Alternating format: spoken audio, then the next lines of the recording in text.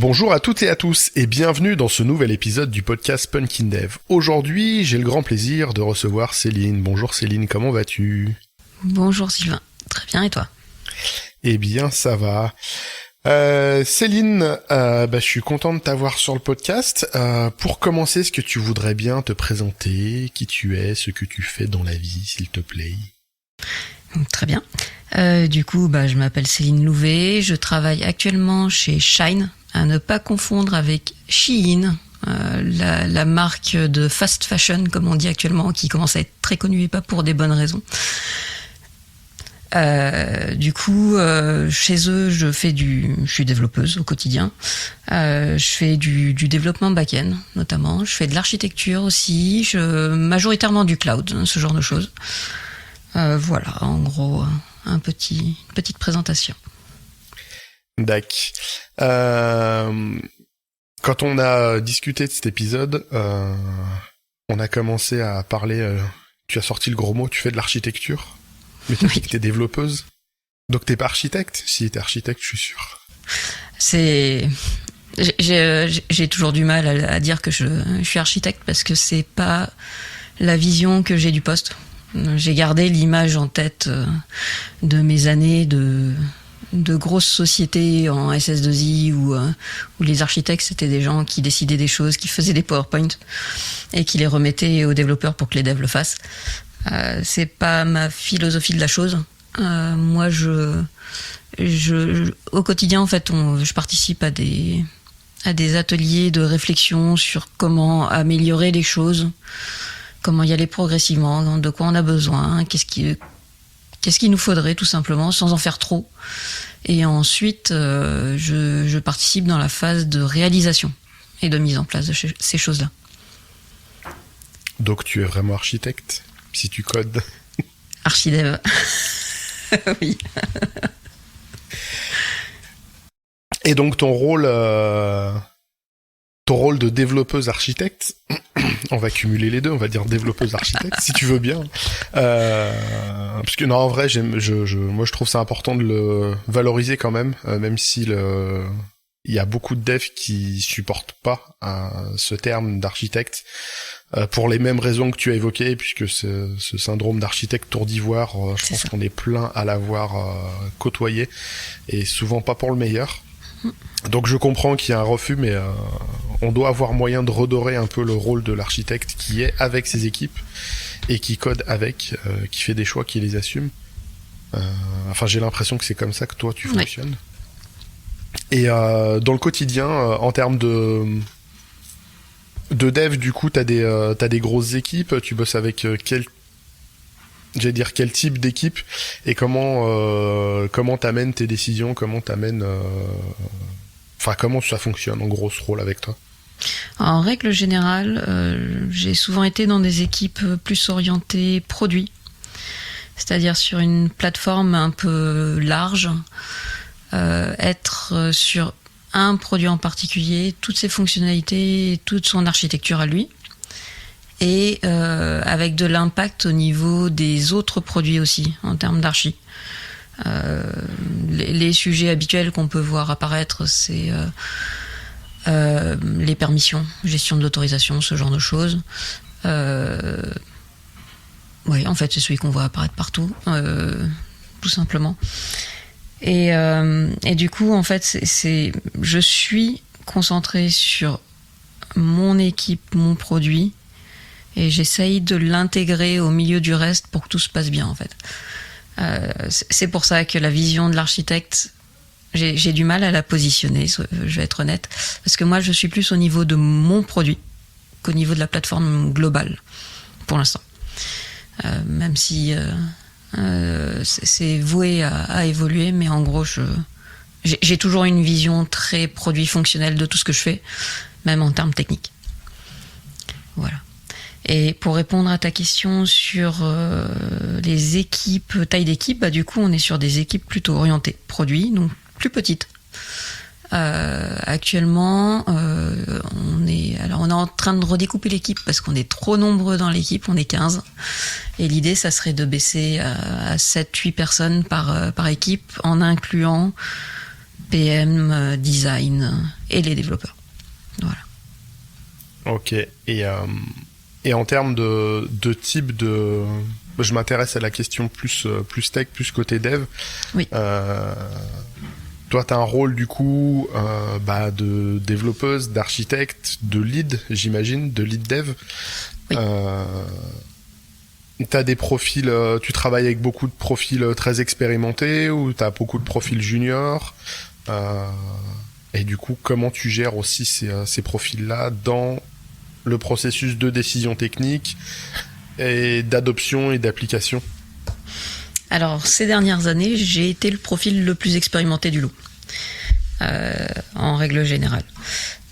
Donc souvent, j'ai souvent travaillé avec des gens... Alors, il y avait un peu de tout, mais ça peut être du très junior de quelques années d'expérience à du bien plus senior, d'une dizaine d'années, on va dire, en termes de parcours, on va dire. Je navigue un peu avec les deux. Les juniors, notamment ces derniers temps, sont des développeuses reconverties. Donc c'est intéressant, c'est une autre manière de fonctionner. Elles apportent d'autres choses à l'équipe. La question de fond, c'est comment tu gères potentiellement ces écarts de profil. D'expérience, moi souvent on a l'image du les juniors c'est compliqué, ça coûte du temps pour les encadrer, les aider à progresser. Ça c'est une vision que j'ai eue pendant longtemps. Et il y a pas si longtemps, j'ai aussi eu la vision où des fois il y a trop de seniors dans une équipe et c'est un peu on perd énormément de temps à savoir qui a raison. Ça finit un peu, je vais être vulgaire, mais ça finit un peu en concours de quéquette, qui sait qui a le plus gros argument pour avoir et on perd aussi du temps. Là j'ai l'impression que tu as des équipes avec un bon panel. Je sais que le mentoring, l'accompagnement, c'est des choses qui te tiennent à cœur et que tu aimes bien faire. Comment ça se gère toi dans ton quotidien? Comment tu t'accompagnes ces gens? Puisque les profils en reconversion, des fois, c'est pas les mêmes profils, c'est des profils qui sont peut-être moins au point techniquement en arrivant, mais qui ont d'autres envies. Voilà, je parle trop à toi. En effet, alors j'ai croisé comme toi une équipe un jour.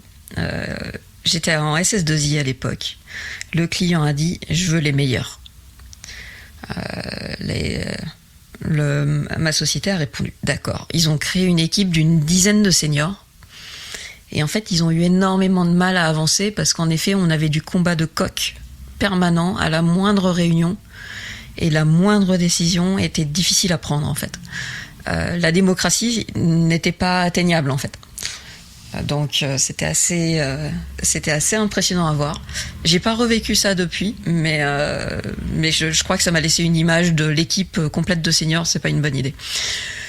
Mais en effet, là, ces dernières années, les équipes étaient assez hétérogènes, ce qui fait que chacun peut apporter aux autres.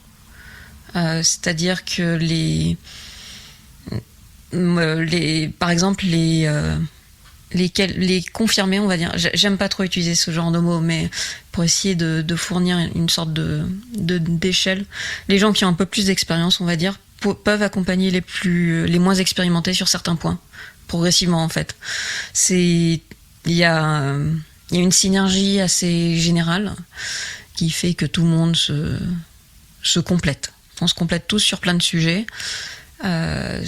Voilà, les reconvertis, j'en ai croisé quelques-unes et quelques-uns. En général, ils sont tous et toutes portés par la motivation d'apprendre et de bien faire, beaucoup plus que des gens dont ça a été la formation d'origine.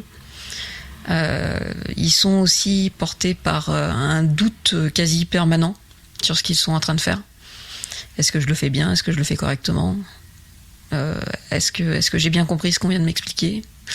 En partant du principe qu'en général, la réponse à cette question est non, et qu'ils se remettent en doute à une vitesse absolument folle. Donc l'accompagnement se fait plus à ce niveau-là, en mode rassurance. Essaye, tu verras bien. Et des fois de dire t'as essayé et en effet c'était pas la bonne manière de faire. Je te propose d'essayer comme ça plutôt. Et toujours en suggestion. Moi je ne fonctionne pas par la décision ferme, je ne fais que suggérer. Les gens prennent la décision derrière qu'ils veulent. J'apporte juste des arguments dans une balance au final. Donc en fait, c'est globalement mon objectif, c'est de tenter de montrer la voie. Si la personne la prend naturellement, tant mieux. Si elle ne suit pas ce chemin-là, on verra peut-être plus tard. Peut-être qu'il y aura d'autres moments où je pourrai lui apporter ce que je sais et l'aider un peu plus, quoi. Donc voilà, je sais pas si j'ai vraiment répondu à ta question. Au moins en partie. Je sais déjà plus ma question, c'est pas grave. D'accord. Non, c'est une posture que moi j'apprécie, qui est pas toujours simple à mettre en place, qui est plus simple effectivement avec des profils qui doutent plus. Alors même si c'est pas facile pour ces personnes-là, parce que trop douter tout le temps, à un moment, on peut avoir un espèce de blackout, le vertige de la page blanche, je sais pas comment faire, est-ce que ça c'est bien, est-ce que ça c'est pas bien, on peut faire comme ci, comme ça, au final on fait pas. Et la posture du essaye, et puis si c'est bien, et si c'est pas bien, c'est pas grave, on corrige, on essaye une autre approche, et j'aime bien cette dynamique-là. Et effectivement, c'est plus simple à avoir ça avec des profils qui ont plus d'humilité. Parce que j'ai eu des jeunes profils qui sortaient d'école d'ingé, qui étaient persuadés de déjà savoir tout mieux que tout le monde. Et c'est compliqué parfois intégrer ces profils-là dans des équipes. Ce qui est dommage parce que ils ont peut-être vu des choses très bien à l'école qui peuvent apporter, mais c'est la posture générale, c'est pas la connaissance pure. Vous serez chef de projet. Celle-là, je l'ai entendue à l'école et tout le monde est sorti en étant persuadé d'être les meilleurs du monde et que le premier job, ça sera chef de projet. Tant pis pour eux. Hein. Je crois que pas beaucoup l'ont été en sortant. Mais par contre, je note un point par rapport à ce que tu viens de dire. Avec les gens qui ont trop d'humilité, il y a l'extrême opposé. Ils te font une confiance aveugle et ils ne remettent jamais en doute ce que tu viens de leur suggérer. Donc très rapidement, en fait, si tu as le malheur de suggérer trop vite un truc, il va être pris pour argent comptant, ils vont jeter leur idée de côté et se jeter à 100% dans ce qu'on vient de leur dire, quitte à arrêter de réfléchir, en fait. Et des fois, c'est même plus dangereux, en fait. On les pousse potentiellement beaucoup trop loin et dans une direction qui n'était pas la bonne, alors que leur idée initiale était la bonne. Oui, quand tu en parlais, je me faisais la réflexion quand tu disais que tu proposes en tant que senior, même si on est, j'ai mis des guillemets visuellement, vous les aurez pas sur le podcast, mais en tant que profil, avec plus d'ancienneté sur un projet, on a souvent qu'on le veuille ou non, une espèce de parole d'autorité. Oui.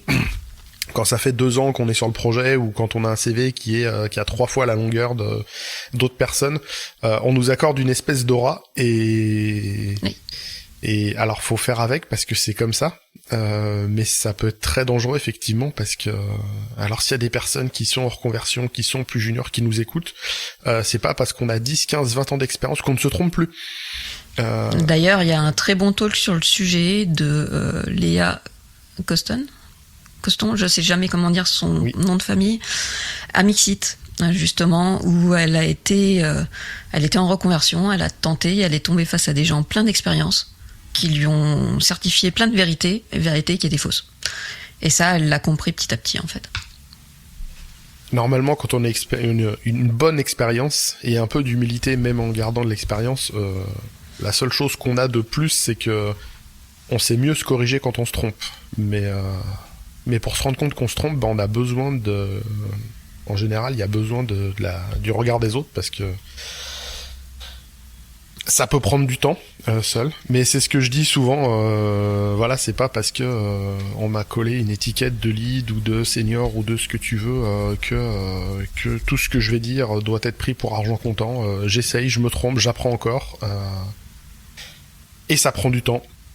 Et des fois on se plante, et je suis content que cette vision en vrai, cette vision-là se déploie de plus en plus. Enfin, j'entends de plus en plus. Alors c'est peut-être un biais d'échantillonnage de mon entourage que je sélectionne méticuleusement, mais c'est des postures que j'entends de plus en plus souvent. Je vois même des équipes d'architectes un peu à l'ancienne qui en fait ne veulent plus. Je travaille actuellement dans une équipe où il y avait une architecte qui était censée suivre une équipe et qui tombait dans ce travers d'architecte d'entreprise, et elle m'a dit: je n'ai plus le temps de suivre, je ne sers à rien, je veux pas finir comme justement les architectes tour d'ivoire. Il faut quelqu'un à ma place, que je puisse me concentrer sur d'autres sujets, et puis je pourrais être là quand il y a besoin justement de consultation sur des interactions avec d'autres écosystèmes. Et ben ça je peux le faire, et je trouve ça sympa, ouais, que cette vision-là se démocratise un peu plus que la vieille vision de l'architecte qui balance des directives, et puis on se revoit dans 3 semaines quand vous aurez mis ça en place, et en général au milieu l'équipe se rend compte que ça colle pas aux besoins. Oui, tout à fait, ouais. Et d'ailleurs, je rebondis sur un point. Moi, ça fait pas longtemps que je suis chez Shine, à peu près 4 mois dans pas très longtemps. Ce qui veut donc dire qu'actuellement, je suis dans la dynamique inverse. C'est ces reconvertis juniors qui ont, je crois qu'elles ont toutes les 2 ans d'expérience, qui m'expliquent en fait comment fonctionnent les choses. Et elles savent, elles ont compris, elles ont appris des choses pendant ces 2 ans. Et c'est elles qui m'expliquent beaucoup de choses en fait au quotidien, parce que c'est elles qui ont la connaissance en fait. La dynamique est inverse. Bah c'est la base on arrive sur un projet, on a beau avoir une seniorité globale, si on connaît pas le projet, il faut apprendre. C'est ça. Ça prend du temps. Ça peut faire bizarre aux gens des fois d'avoir des seniors qui posent des questions. Bah non, je sais pas, je vais pas lire 3, 5, 10 ans de code base et comprendre d'un seul coup comment ça marche, hein. Je suis pas une IA qu'on peut entraîner comme ça prend du temps. Donc ouais. Mais ça les étonne, t'es reconverti du coup Alors, il y a eu des moments assez rigolos, en effet. Elles ont eu, surtout l'une des deux qui doute beaucoup d'elle. Elle a eu des instants où elle se demandait ce qui se passait. Ça se voyait dans son regard, et elle était surprise de m'expliquer des choses en fait. Mais non, c'est normal, c'est parce qu'elle connaît des choses en fait, tout simplement. Et pareil, j'ai eu des moments où j'ai, je pense, fait peur à quelqu'un. Enfin, fait peur. Cette expression est un peu forte. Mais et quelqu'un se méfiait de moi. C'était un développeur qui était présent depuis quelques années maintenant. Et on a commencé à discuter. Et je pense qu'il y a eu toute une phase où il s'est demandé à quelle sauce j'allais le manger, tout simplement. Alors qu'en fait, il connaît le sujet, en fait. Moi, pas. J'étais dans ma 2e semaine, je crois. J'avais rien à lui dire, en fait. J'avais rien à lui reprocher. Au contraire, j'avais juste des choses à apprendre. Et il était impressionné, tout seul. J'ai eu des équipes où les gens ont peur pour leur posture, et il y en a pour qui l'étiquette compte énormément. J'ai eu des équipes où il y a des devs qui étaient là depuis longtemps et qui couraient après l'étiquette de lead dev, et quand on fait venir un externe en disant c'est lui le lead dev, en l'occurrence c'était moi, il y en a qui le vivent très très mal. Et c'est compliqué, enfin je sais pas si toi t'as vécu ça, mais moi j'ai eu beaucoup de mal avec ce type de profil. J'arrive avec une étiquette de lead dev, sauf que vous êtes sur le projet depuis 3 ans, moi depuis 3 jours. Je vais commencer par vous écouter, et je vois une espèce d'incompréhension, genre si t'es lead, pourquoi tu poses des questions, t'es censé avoir les réponses. Et en termes de communication et de gestion d'équipe, c'est pas toujours évident. J'ai pas été dans cette situation-là. J'ai été dans la posture en général inverse. C'est-à-dire que j'arrive dans une équipe en tant que développeuse, En général, j'ai souvent ce cycle dans ma vie qui fait que je prends des responsabilités à un poste dans une société jusqu'à en avoir trop. Ça m'épuise. Donc, il y a un moment, je pars et la société suivante, je reviens avec un job de développeuse de façon à être tranquille, entre guillemets, je précise. Et en fait, il y a ce moment où je débarque et parfois, mon responsable du moment se demande en fait ce qui va se passer. Parce que j'arrive avec, en général, plus d'expérience que lui sur son poste. Sauf que lui connaît la société, le produit et compagnie, et moi j'arrive en tant que petite nouvelle en fait. Par contre, j'ai le défaut parfois j'ai tendance à faire des retours d'expérience sur plein de choses. Dès qu'on aborde un sujet, dans une de mes sociétés précédentes, on faisait comme ça, en me disant que potentiellement ça pourrait aider la situation. Et il y en a qui le prennent très très bien et qui l'intègrent sans problème. Et il y en a d'autres que ça inquiète instantanément parce qu'ils ont l'impression que je leur vole leur job en fait. Ouais, quand on met la politique, une espèce de pseudo-politique en interne, ça peut crisper du monde. Alors j'avais une question, mais tu y as répondu indirectement quand tu parlais de l'équipe, que toi t'es arrivé plus récemment que d'autres. Je me demandais si tu avais participé justement à des process de recrutement, d'intégration de nouveaux profils. A priori pas tant que ça. C'est pas toi, disons que c'est pas toi qui a construit l'équipe tech. Absolument. Tech en place. T'as déjà eu à le faire ça avant ? J'ai déjà eu à le faire. Là, je n'ai pas eu à le faire et j'en suis quasiment heureuse parce qu'en fait c'est un truc. J'ai atterri un jour dans un poste de CTO dans une petite start-up. Et je venais pour de la technique et au final, j'ai passé quasiment 6 mois à recruter des gens. Et en fait, ça a été très rapidement du parcours de job board, de la prise de contact, passer les premiers entretiens, les premières discussions, et puis faire venir la personne, ce genre de choses. Le process de recrutement complet jusqu'à la signature. Et en fait, ça m'a complètement, on va dire, dégoûté de ce genre de process de recrutement pur. Faire passer un entretien à quelqu'un, on me dit, il sera bien pour ton équipe. Je suis ravie de passer ce genre d'entretien parce que ça me permet de m'assurer de la compétence de la personne que j'ai en face, humaine et technique. Mais par contre, au-delà de ça, c'est un truc que je n'aime plus.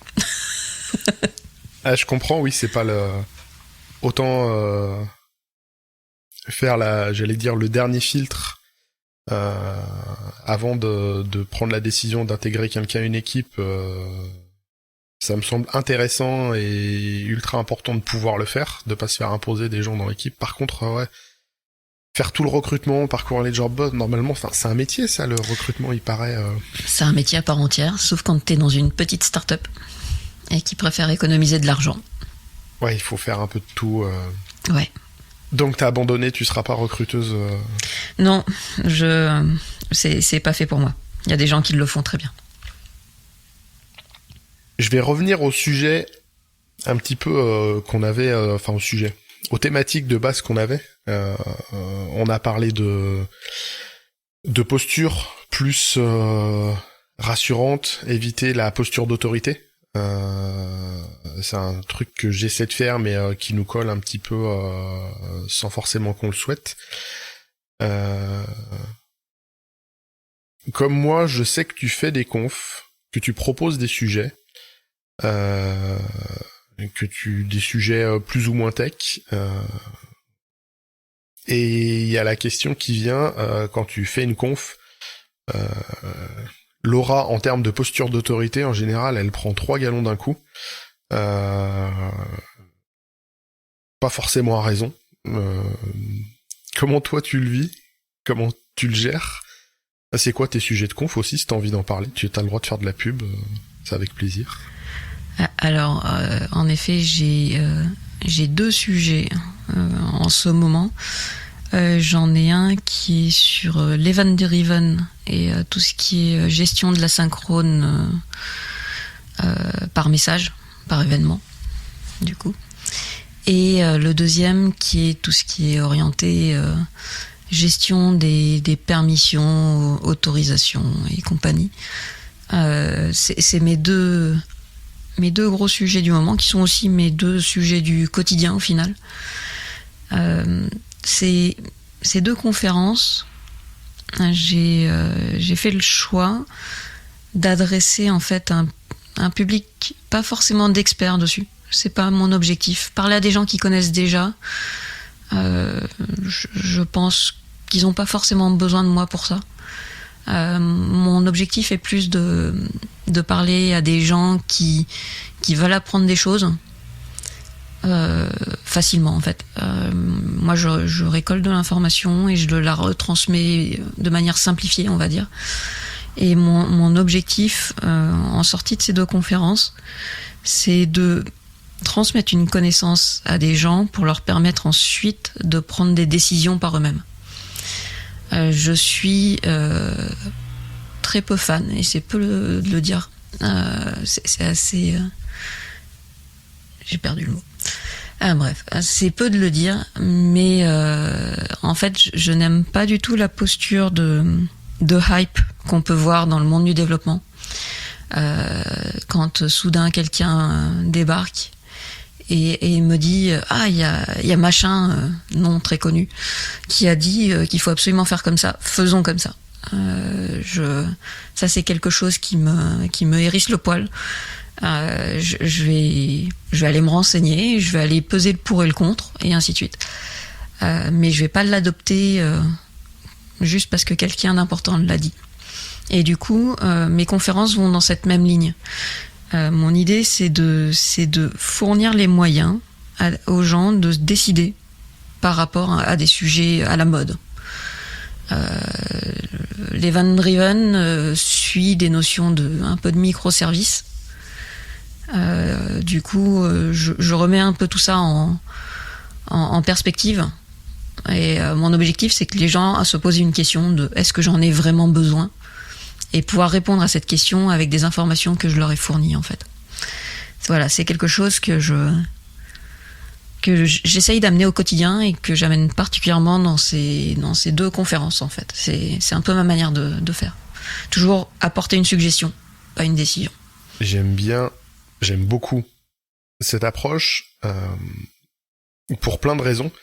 Ce qui me fait dire que c'est une approche qui est vitale aujourd'hui dans notre industrie, dans notre écosystème de conférences, c'est que l'année dernière, je me suis retrouvé en conférence, j'ai croisé un ancien collègue que j'ai pas vu depuis quelques années, et il s'avère que lui, c'était sa première conférence, et donc il allait voir plein de confs, enfin, il était là avec sa boîte qui était sponsor, et je l'ai croisé au deuxième jour de la conf, et je vais être très vulgaire, mais il se faisait chier, il me disait mais c'est pourri toutes ces confs, il y a des gars qui arrivent avec des solutions, ils te vendent de la poudre aux yeux, genre vas-y fais mon truc, ça va tout résoudre, retour de l'être aimé en 48 heures, richesse assurée, enfin il me dit mais dans la vraie vie, enfin et il m'a dit moi j'aimerais mieux des retours d'expérience. J'ai fait ça comme ça, surtout le faites pas, ça a merdé. Lui, il aurait vraiment préféré ça, et effectivement, on a cette culture un peu de la hype dans ce milieu-là, en disant moi j'ai testé ça, c'était trop bien, j'ai fait comme ça a marché, refaites-le. On appelle ça le cargo culte un petit peu. Enfin, il y a de ça, il y a pas que ça, mais ça en fait partie. Mais les confs un peu plus mesurés dans la présentation sont plus rares. Et malheureusement pas toujours bien accueilli non plus, je sais pas toi, mais on en a fait une avec l'ami Romain sur le railway programming. Donc on va dire que c'est un pattern qui est issu de la programmation fonctionnelle et qui va permettre d'encapsuler en gros tout un tas de choses, encapsuler des résultats, encapsuler des types dans un type résulte, c'est des choses qui existent nativement dans les langages fonctionnels, non proposer une implème en C# ou en Java c'est des langages qui n'ont pas ça nativement, et on expliquait donc le pattern sous-jacent, comment ça fonctionnait, mais en expliquant voilà comment ça marche, voilà les écueils qu'on s'est pris quand on l'a mis en place, parce que c'est pas simple. ça coûte en termes d'apprentissage, tout ça, et on a fait un Rex qui était, on a essayé le plus honnête possible, en disant nous on adore ça parce que ça nous a sorti de situations compliquées un paquet de fois, ça nous a apporté plein de bonnes choses, mais il y avait des gros mais, et j'ai l'impression que si on était arrivé avec un truc beaucoup plus hype en disant regardez, c'est tellement hype que maintenant c'est dans Rust, donc il faut le faire. Ça aurait été mieux perçu. Là, on avait plein de gens qui nous disaient oui, mais quand même, une courbe d'apprentissage et quand même machin. Bah oui, en fait, oui. Oui, vous avez bien écouté. Oui, c'est compliqué. Oui, c'est pas simple. Non, ça va pas vous résoudre tous vos problèmes au quotidien, mais ça peut permettre de résoudre toute une catégorie de problématiques qu'on a. Et du coup, ouais, nous, ça a pas été super bien perçu. Donc, je sais pas, ton talk sur l'Event Driven, tu l'as fait vendredi au DevFest Lille la semaine dernière, puisque ouais, c'était ça, la semaine dernière. On enregistre le 31 mai. Donc, il y a un petit retour de conf. Je sais pas, tes retours ont été positifs, toi, là-dessus? Ça a donné quoi? Très positif. J'ai encore du mal à réaliser un petit peu. Je suis toujours sur mon petit nuage personnel. Mais les retours ont été positif. En effet, j'ai une réponse en général et je vais jamais te dire il faut que tu fasses comme ça. Je vais te répondre toujours ça dépend. C'est ma réponse la plus fréquente. C'est comme ça que je réponds en général aux PM des diverses équipes et ce qui les agace parce que du coup c'est pas une réponse explicite. Mais même là, c'est comme ça que je réponds au sujet. J'essaye en permanence de démontrer ce que chaque choix apporte comme avantage et ce qu'il va déclencher comme inconvénient. Avoir en fait les deux opposés et savoir que quand on rajoute un truc, on rajoute une complexité et qu'il faut aller gérer cette complexité en échange. On déporte un problème, on fait des choix en fait en permanence. Et c'est ce que j'ai amené dans le sujet et ça a été assez bien perçu. Peut-être parce que je donne clé en main des moyens de décider. Je sais pas trop. Il faudra que je fasse l'effort de regarder cette conf ou de la suivre quand tu la redonneras. Tu les donnes quand, ces deux confs-là, celle sur l'Event Driven et celle sur... j'ai perdu ton autre sujet, pardon. Le mystère des permissions. Le mystère des permissions. T'as des confs que tu peux nous annoncer où tu vas les donner ou oui, pas encore là? Ouais. Je peux faire ça. Du coup, l'Event Driven sera donné au camping des speakers 15 et 16 juin. Ouais, à peu près dans 15 jours. À peu près dans 15 jours. Les permissions sera données à Cloud Est le 20 juin à Lyon et au Bracecamp à Rennes 28-30 juin. Ok, t'as un mois de juin chargé. J'ai un mois de juin assez plein, oui. Ok, mais j'ai pas. Je vais voyager. On se croisera au camping des speakers. Hors sujet, instant auto-promo. Alors je crois que c'est sold out la conf là. Maintenant c'est trop tard pour prendre des places. Mais avec l'ami Willy Malvo, on va venir faire un petit atelier de prise de parole, puisqu'il y a plein de gens qui ont du mal avec la prise de parole, que ce soit en public ou des fois en face-to-face, en entretien. Donc on a plein de petites clés à donner. Donc on va faire un petit atelier là-dessus. Pareil, pas en disant faites comme ci, faites comme ça, utilisez tel tourneur de phrase, mais plutôt on a plein d'axes pour travailler. En plus on va essayer. Là, on essaye. C'est un peu. Il va y avoir beaucoup d'impro. C'est au brouillon.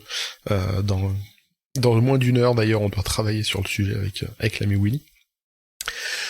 On a balayé plein de sujets j'allais dire sans descendre dans trop de détails. Je pense que ça reste digeste.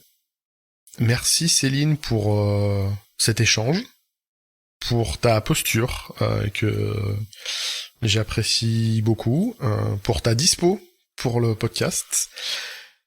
T'as donné les confs à venir dans lesquels on peut te voir. Est-ce qu'il y a d'autres médias par lesquels on peut te trouver, te suivre? Est-ce que tu es visible sur les réseaux sociaux? Est-ce que tu veux être trouvable sur les réseaux sociaux? Alors merci de m'avoir écouté en échange. Parce que c'est important. Je parle, si on m'écoute pas, ça serait dommage. Donc merci de m'avoir écouté. Je suis trouvable sur les réseaux assez facilement. Céline Louvet, en général, on me trouve sur Twitter, sur LinkedIn, Mastodon. On peut me trouver à divers endroits. Ou peut-être même Instagram d'ailleurs. Encore une fois, merci d'être passé. Il me reste à vous souhaiter une excellente fin de semaine. À la prochaine pour un nouvel épisode et d'ici là, geekez bien et codez bien.